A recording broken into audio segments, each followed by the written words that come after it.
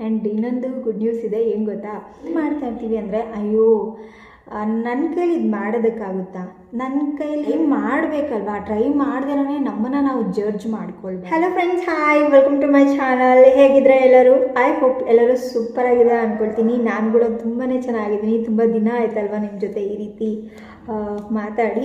So ಟ್ರಿಪ್ಗೆ ಹೋಗಿ ಬಂದಮೇಲೆ ತುಂಬ ಹುಷಾರಿಲ್ಲದೆ ಆಗ್ಬಿಟ್ಟಿತ್ತು. ಆ್ಯಂಡ್ ಟ್ರಿಪ್ಪಲ್ಲಂತೂ ತುಂಬ ಎಂಜಾಯ್ ಮಾಡಿದ್ವಿ. ಆ್ಯಂಡ್ ಎಲ್ಲ ವಿಡಿಯೋಸ್ ಅಪ್ಲೋಡ್ ಮಾಡಿದ್ದೀನಿ, ನೀವು ನೋಡ್ಬೋದು, ನನ್ನ ಚಾನಲಲ್ಲಿದೆ. 4 ಡೇಸ್ ತುಂಬಾ ಚೆನ್ನಾಗಿತ್ತು. ಆ್ಯಂಡ್ ಸೊ ನೆಕ್ಸ್ಟ್ ಡೇನೇ ನಾನು ನಮ್ಮ ಮನೆಗೆ ಬಂದೆ. ಸೊ ಈಗ ನಮ್ಮ ಮನೇಲಿದ್ದೀನಿ ನಾನು. ಆ್ಯಂಡ್ ಸೊ ಇವತ್ತು ನಾನು ನಿಮಗೆ ಒಂದು ಸ್ಟೋರಿ ಹೇಳೋಣ ಅಂಥೇಳಿ ಇವತ್ತಿನ ವಿಡಿಯೋ ಸ್ಟಾರ್ಟ್ ಮಾಡಿದ್ದೀನಿ. ಸೊ ಬನ್ನಿ ಸ್ಟಾರ್ಟ್ ಮಾಡೋಣ. ಸ್ಟೋರಿ ತುಂಬ ಜಾಸ್ತಿ ಲೇಟ್ ಮಾಡೋದು ಬೇಡ, ಸ್ಟೋರಿ ಅಂತೂ ಸಕ್ಕತ್ತಾಗಿದೆ, ನಿಮಗೂ ಕೂಡ ಮೋಟಿವೇಟ್ ಆಗುತ್ತೆ. ಓಕೆ, ಈ ಸ್ಟೋರಿನ ಕೇಳಿದ್ಮೇಲೆ. ಸೊ ಅದಕ್ಕಿಂತ ಮುಂಚೆ ದಯವಿಟ್ಟು ನನ್ನ ಚಾನಲ್ಗೆ ಸಬ್ಸ್ಕ್ರೈಬ್ ಮಾಡಿಕೊಂಡು ಸಪೋರ್ಟ್ ಮಾಡಿ ಫ್ರೆಂಡ್ಸ್. ನಿಮಗೆ ಇಷ್ಟ ಆದರೆ ವಿಡಿಯೋ ಪ್ಲೀಸ್ ಕಮೆಂಟ್ ಮಾಡಿ ತಿಳಿಸಿ. ಈ ಥರ ವಿಡಿಯೋಸ್ ಆಗಾಗ ಮಾಡ್ತಾ ಇರ್ತೀನಿ. ಓಕೆ, ಸೊ ನನಗಿಷ್ಟ ಇನ್ನೊಬ್ಬರಿಗೆ ಮೋಟಿವೇಟ್ ಮಾಡೋದಕ್ಕೆ. ಅಂದರೆ ಈ ಥರ ಸ್ಟೋರೀಸ್ ಎಲ್ಲ ಕೇಳಿದಾಗ ನಮ್ಮನ್ನು ನಾವು ಮೋಟಿವೇಟ್ ಮಾಡಿಕೊಳ್ಬೇಕು. ಯಾವಾಗಲೂ ಹೊಟ್ಟೆಗೆ ಫುಡ್ ಕೊಡ್ತೀವಿ ಅಲ್ವಾ, ಆ್ಯಂಡ್ ಬಾಡಿಗೆ ರೆಸ್ಟ್ ಕೊಡ್ತೀವಿ, ಅದೇ ರೀತಿ ಬ್ರೈನ್ಗೂ ಸ್ವಲ್ಪ ಫುಡ್ ಹಾಕ್ಬೇಕಲ್ವ ನಾವು. ಸೊ ಅದಕ್ಕೆ ಈ ಥರ ಮೋಟಿವೇಟ್ ಆಗೋ ಸ್ಟೋರೀಸ್ನ ಕೇಳ್ತಾ ಇರಬೇಕು. ಆ್ಯಂಡ್ ಬನ್ನಿ ಸ್ಟಾರ್ಟ್ ಮಾಡೋಣ.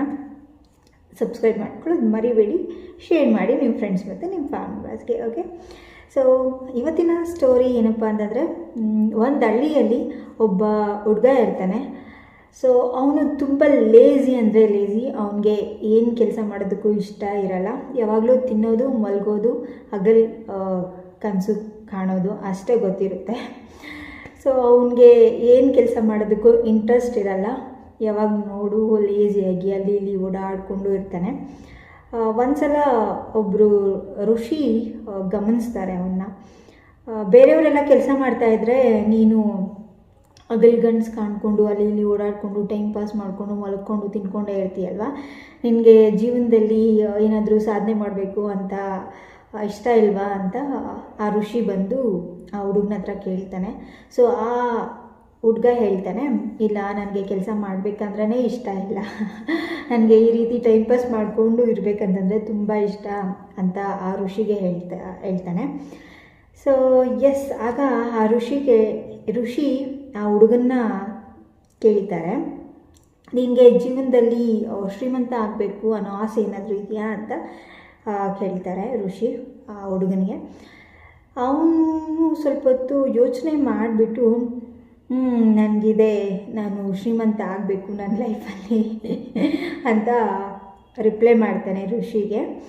ಸೊ ಆಗ ಸರಿ ಆಯಿತು, ನಾನೊಂದು ಕೆಲಸ ಹೇಳ್ತೀನಿ, ಮಾಡ್ತೀಯಾ ಅಂತ ಋಷಿ ಕೇಳ್ತಾರೆ ಆ ಹುಡುಗನ. ಸರಿ ಆಯಿತು, ಮಾಡ್ತೀನಿ ಅಂತಾನೆ ಹುಡುಗ.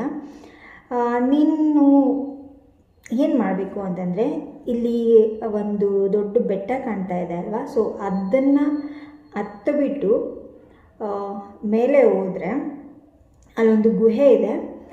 ಆ ಗುಹೆಯಲ್ಲಿ ನಿನಗೆ ಬೇಕಾದಷ್ಟು ಚಿನ್ನ, ಒಡವೆ, ಅದು ಇದು ಎಲ್ಲ ಇದೆ. ಸೊ ನೀನು ಅದನ್ನು ತೊಗೊಂಡು ಬಂದರೆ ನೀನು ಶ್ರೀಮಂತ ಆಗ್ತೀಯಾ ಅಂತ ಋಷಿ ಆ ಹುಡುಗನಿಗೆ ಹೇಳ್ತಾರೆ. ಓಕೆನಾ? ಸೊ ಆಗ ಆ ಹುಡುಗನಿಗೆ ಏನನ್ಸುತ್ತೆ ಅಂದರೆ, ಅಷ್ಟು ದೊಡ್ಡ ಬೆಟ್ಟನ ಹತ್ತಬೇಕಾ ನಾನು ಈಗ, ಗೋಲ್ಡು, ಅದು ಚಿನ್ನ, ಒಡವೆ ಅದೆಲ್ಲ ಬರಬೇಕಾದ್ರೆ ಅಂತ ಅವನಿಗೆ ಅನಿಸುತ್ತೆ. ನೀನು ಇಷ್ಟು ಮಾಡೋಕ್ಕಾಗಿಲ್ಲ ಅಂತಂದರೆ ಬಿಟ್ಟಾಕು, ನೀನು ಶ್ರೀಮಂತ ಆಗೋದಕ್ಕೆ ನಿಂಗೆ ಇಷ್ಟ ಇಲ್ಲ ಅನಿಸುತ್ತೆ. ಸೊ ನೀನು ಬೆಟ್ಟನೂ ಹತ್ಬೇಡ, ಏನೂ ಹತ್ಬೇಡ ಅಂತ ಹೇಳಿಬಿಡ್ತಾರೆ ಋಷಿ.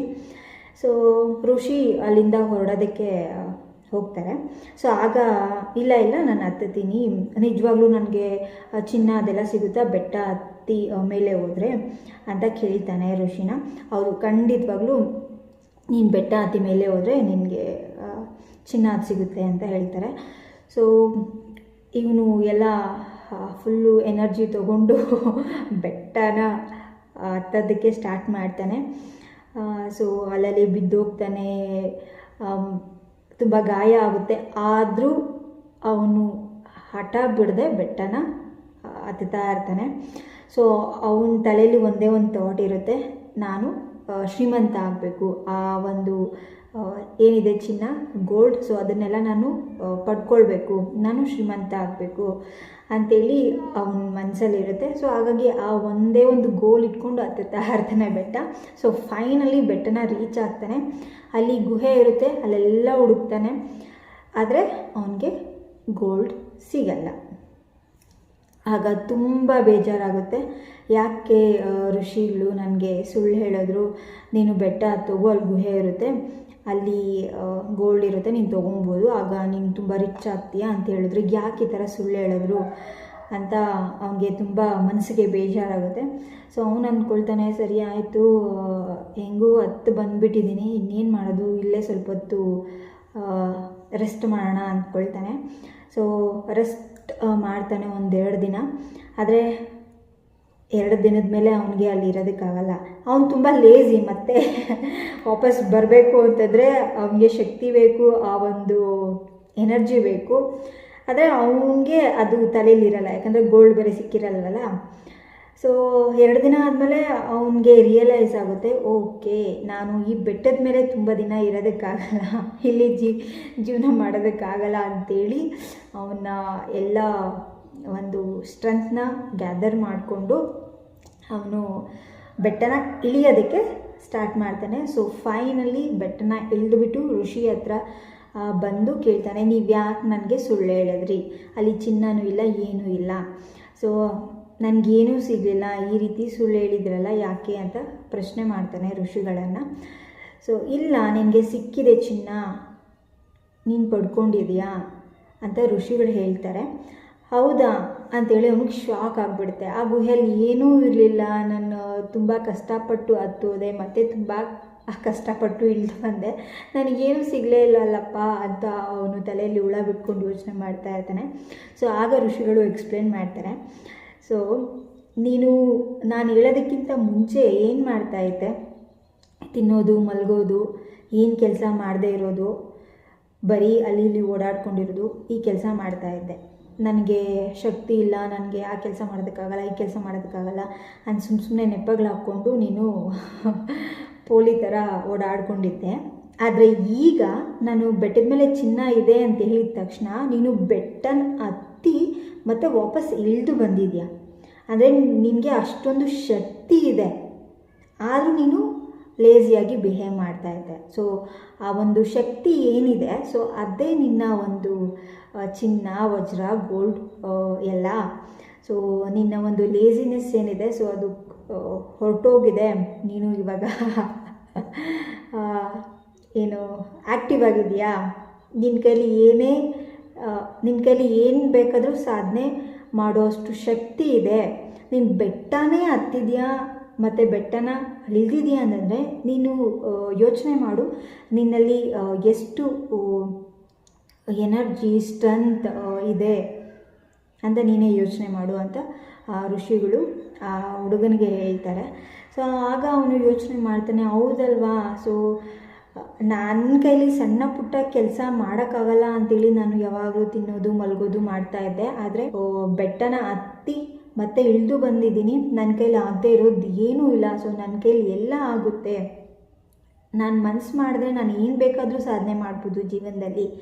ಮನಸ್ಸು ಮಾಡಿ ಪ್ರಯತ್ನ ಪಡಬೇಕು ಅಷ್ಟೇ, ಗುರಿನ ಇಟ್ಕೊಂಡು ಅಂತ ಅವನಿಗೆ ರಿಯಲೈಸ್ ಆಗುತ್ತೆ.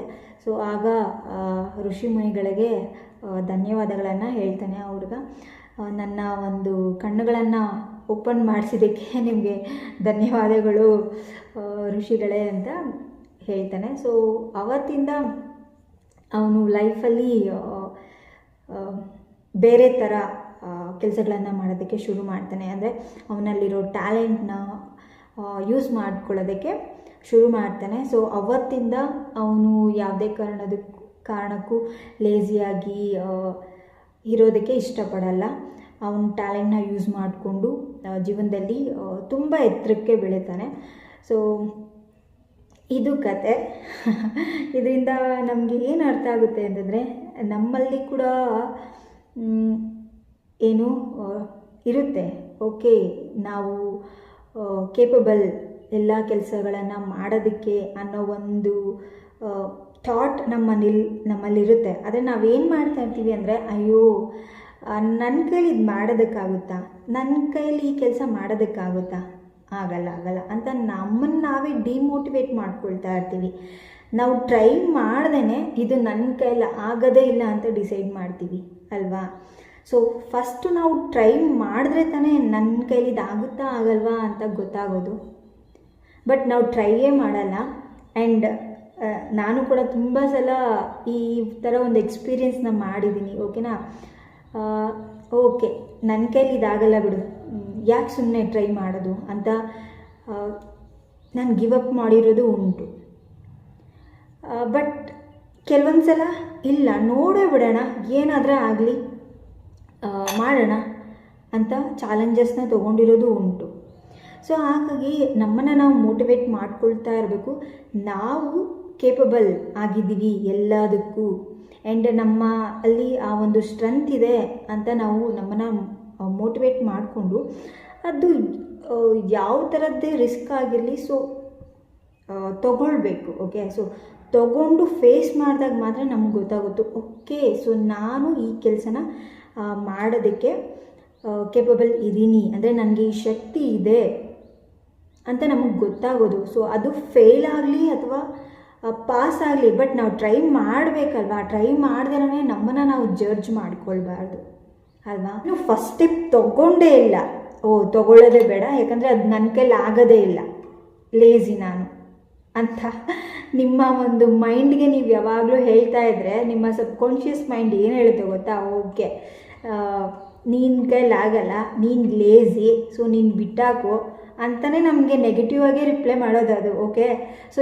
ನಾವು ಯಾವಾಗ ನಮ್ಮ ಒಂದು ಸಬ್ಕಾನ್ಷಿಯಸ್ ಮೈಂಡ್ಗೆ ಇಲ್ಲ ನನ್ನ ಕೈಲಿ ಆಗುತ್ತೆ, ನಾನು ಮಾಡಿ ತೋರಿಸ್ತೀನಿ, ನನ್ನ ಒಂದು ಗೋಲ್ನ ರೀಚ್ ಆಗ್ತೀನಿ, ನನ್ನ ಒಂದು ಲೈಫಲ್ಲಿ ಅದೇನೇ ಆಗಿರಲಿ, ಅದೆಂಥ ಕಷ್ಟನೇ ಆಗಿರಲಿ ನಾನು ಫೇಸ್ ಮಾಡ್ತೀನಿ ಅಂತ ನಿಮ್ಮ ಒಂದು ಮೈಂಡ್ಗೆ ಚಾಲೆಂಜ್ ಮಾಡಿ ನೀವು ಮುಂದೆ ಹೋದಾಗ ಮಾತ್ರನೇ ಸೊ ನೀವು ಏನಾದರೂ ಅಚೀವ್ ಮಾಡೋದಕ್ಕೆ ಸಾಧ್ಯ. ಅದು ಬಿಟ್ಬಿಟ್ಟು ನೀವು ಎಷ್ಟೇ ಕೇಪಬಲ್ ಇದ್ದರೂ ಕೂಡ ಆ ಒಂದು ನೆಗೆಟಿವ್ ಮೈಂಡ್ಸೆಟ್ ಇಟ್ಕೊಂಡು ನನ್ನ ಕೈಲಾಗಲ್ಲ ಅಂತ ಬಿಡ್ತಾ ಇದ್ದರೆ ಸೊ ನೀವು ಏನು ಮಾಡೋದಕ್ಕೂ ಸಾಧ್ಯ ಆಗಲ್ಲ.